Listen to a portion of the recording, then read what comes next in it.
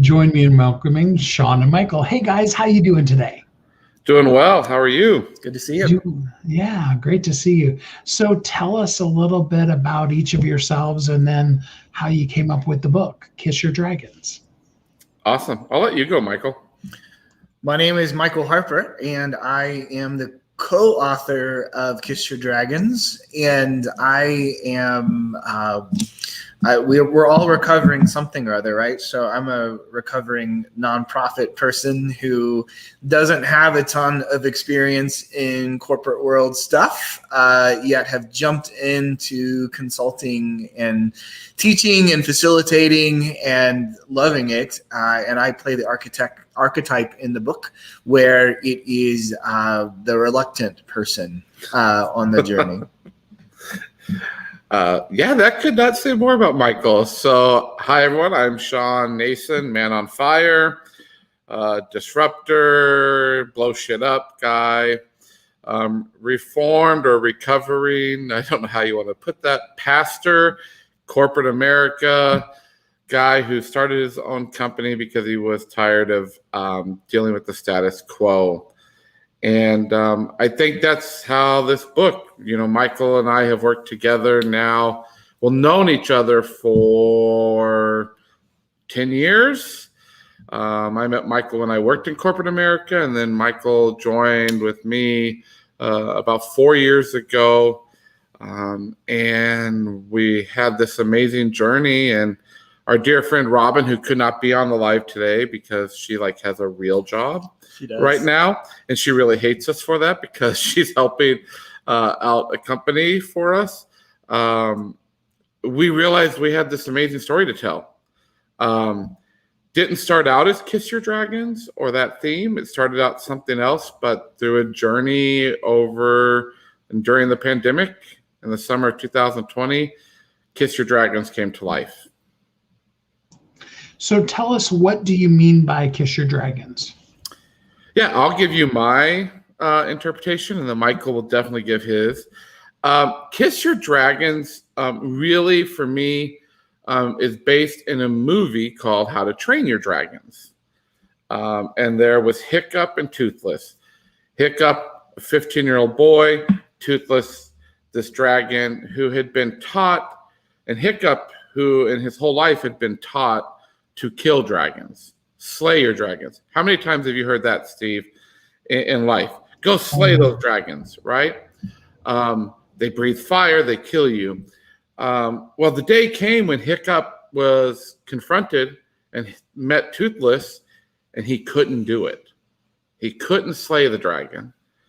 So he leaned into something new, and he trained the dragon. And through the 3 movies, through that journey, what happened is he transformed and brought systematic change to a whole society. So let's put that into the book. Instead of slaying, how about train or kiss your dragons? Lean into the things that you fear the most, that scare you the most, that cause sometimes a mess and havoc in your life. Steve, you were raised in the church. Michael was raised in the church. I was raised in the church. We all have this, but there needs to be some dramatic, systematic change in the church. And the church isn't willing most of the times to lean in and kiss your dragons, just like the business world isn't. So, Michael, add on to that. I think there's some great stuff in your insights to that as well. Yeah, I think the bottom line for me is that the world didn't need another business book, right? The world didn't need another book. So we really thought long and hard. This wasn't us wanting to write a book for the sake of writing a book. This was us looking at mindsets and heartsets that we can talk a little bit about later, that we have used on ourselves, we have used with others, both individuals and organizations. And over time, we just kept seeing people engage them at levels that were really profound. And it's asking people to blend their personal life with their work life, which is timely because that's what we're all having to do as we pull out of this pandemic. Of our lives are now meshed together in ways that we never had to deal with before. That, every meeting has your dog in it. What do you do with that? Right? So so here we go with a Kiss Your Dragons theme, that the world needs people to show up and be the people that they were created to be. And too often what we found in using these heart sets and these mindsets is that too often the people aren't being the people that the world needs them to be because of barriers, things that are holding them back, the crap in their head that is slowing them down. And those are the dragons. And so instead of trying to, like Shawn said, is to rear up and kill those dragons and get rid of them and slay them, what if we made friends with them? What if we leaned in and kissed them and embraced them as part of ourselves that we may not be proud of, may not like, but we can come to terms with? And what if we do that together? And what if we use that both as a rallying cry for our personal lives and our business lives? What would happen if we could get rid of things like fear and imposter syndrome and negative words in our head? What if we could work through all of that, lean in, kiss them, and then go out and be the people the world needs us to be? Wow. Like, really, what would the world be like, even if we could just do that just today? You know. Well, and I think that's what Michael and I and Robin, and I wish Robin could be here, because Robin's an amazing Black woman who has been an executive in big corporations. And when people meet Robin and Michael and I, and we come together, it really is what I think America is meant to be, because we have some very polar opposite beliefs in everything from religion to politics to how you do life. But we've learned, and I love this, and I've this year committed to 2021 to be a year where I no longer agree to disagree with people. Correct.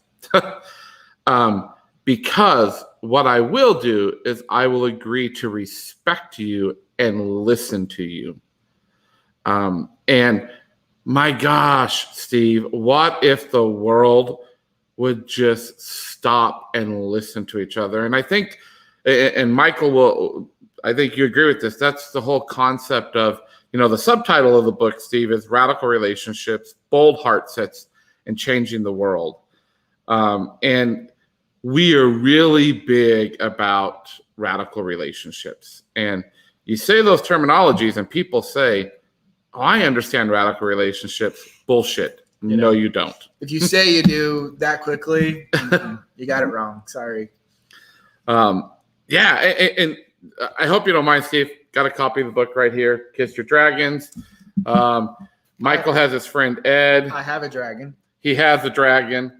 But I want to read to you, because we talk about this at the very opening of the book. On page 7, it says, radical relationships are about depth and authenticity, boldness and heart.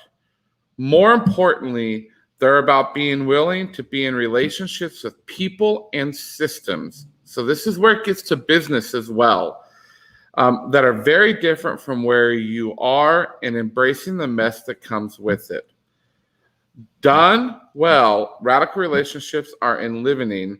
They give us confidence and energy in the face of ambiguity, confusion, difficulty, danger, and even despair.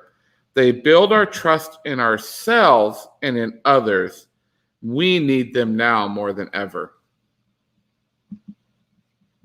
Yeah, for sure. More than ever every day. Yeah. So radical relationships. What is a bold heart set then? Michael.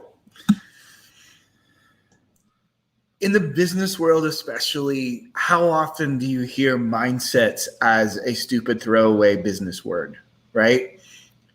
Just buzzword. So instead of just looking at mindsets, what if we talk about heart as well?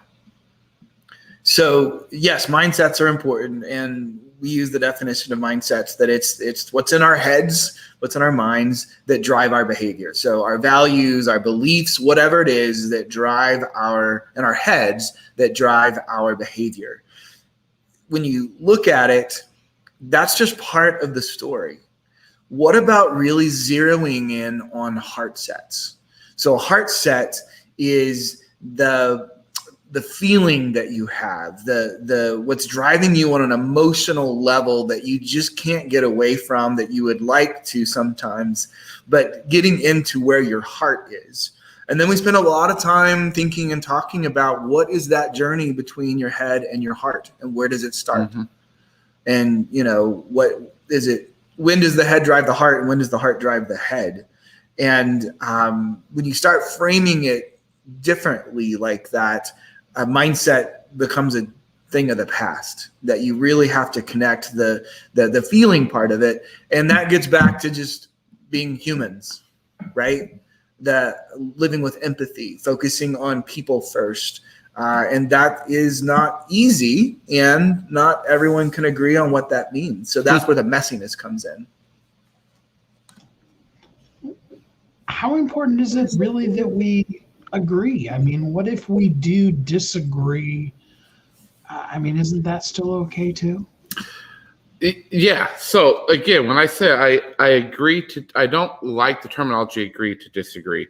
Just like I don't, Robin shares this, and again, I wish she was here, but don't ask for permission, but ask for forgiveness. Like we don't talk about that anymore. Yes. Listen. You see two men on here. I have a mohawk. He does not. I wear lots of jewelry. I have painted fingernails right now. Michael does not, right? There's a difference in disagreeing and respectfully having different opinions and beliefs, right?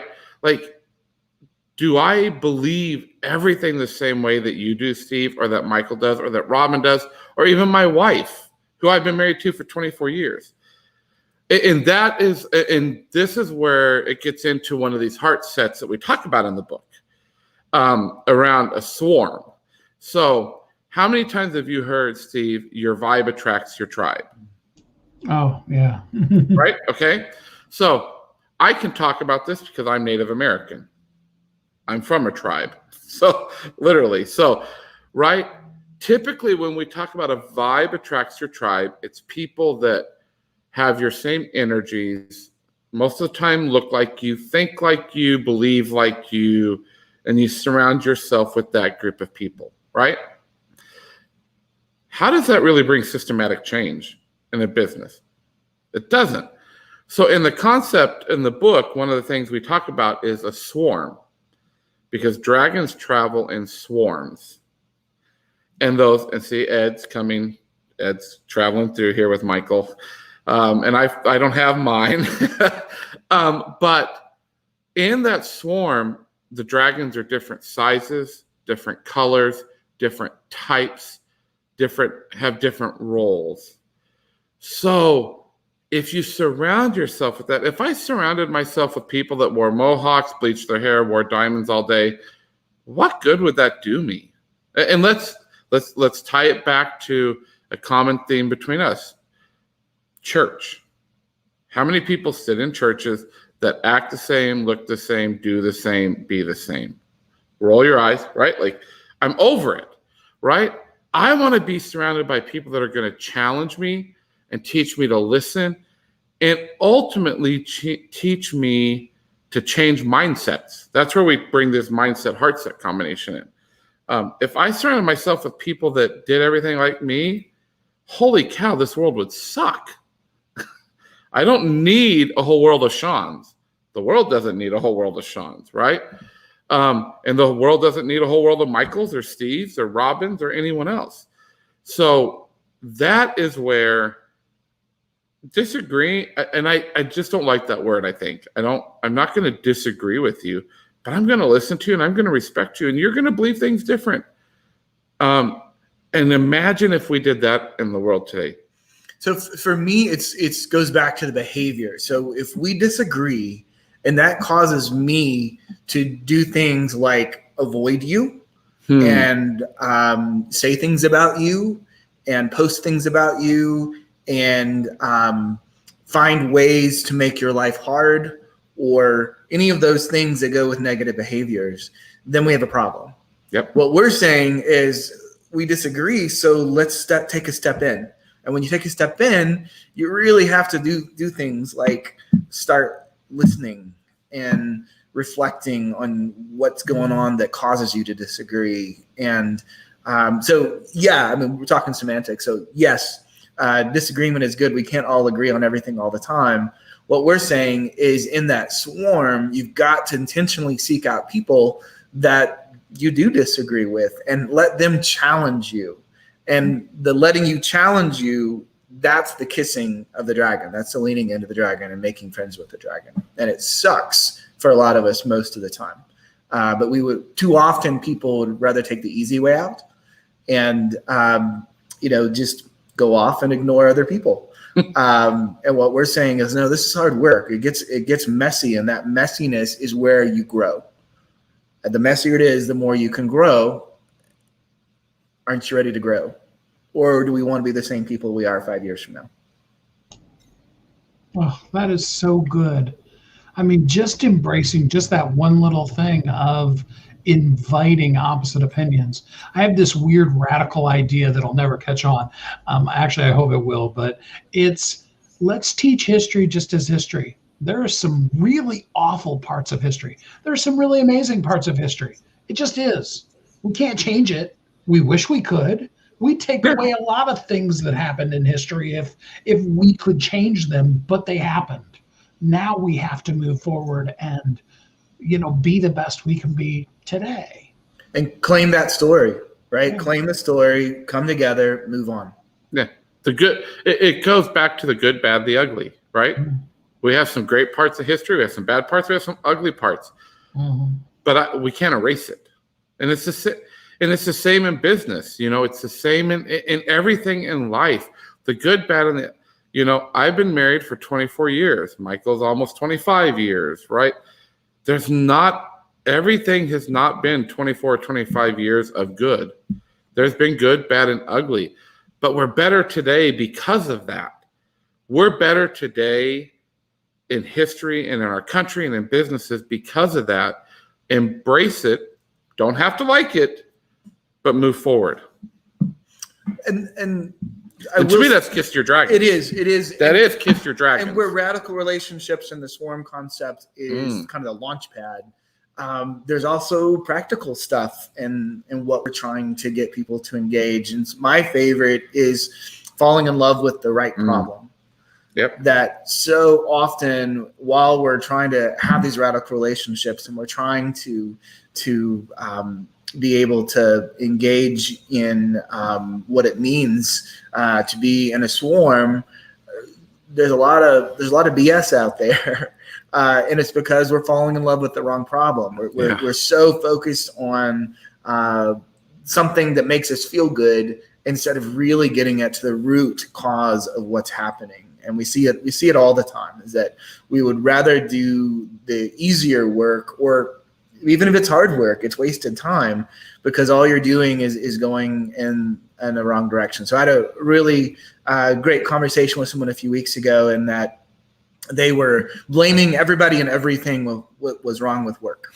And they were, this person is not a good leader. This person is causing trouble for me. And after a lot of listening, I was able to say, I'm not sure that we fall in love with the right problem here. And they said, what do you mean? I said, well, I think we're spending a lot of time talking about the symptoms. I don't think we've gotten to the right problem. So I think you're falling in love with the wrong problem. And that's a personal example, but they came around to, the problem is this is not a good place for me to work. This is not a place making me happy. And instead of owning that truth, gonna just blame it on everybody else. Well, okay, let's fall in love with the right problem, and let's use the rest of the heartsets and mindsets to work through what that could be. And then in the business world, how often do teams work on projects and they're just going down the exact wrong path because they're too afraid to fall in love with the right problem. It's easier just to do what's kind of on the surface as a great solution. And we see this all the time in the experience work that we do, because when people want to improve a customer or consumer experience, they're focusing just on the consumer instead of the rest of the ecosystem, their experience ecosystem. They're not paying attention to things like vendor relationships and employee associate experience and what the market looks like. So it's just way too easy to go the wrong direction. And that's my favorite. Fall in love with the right problem.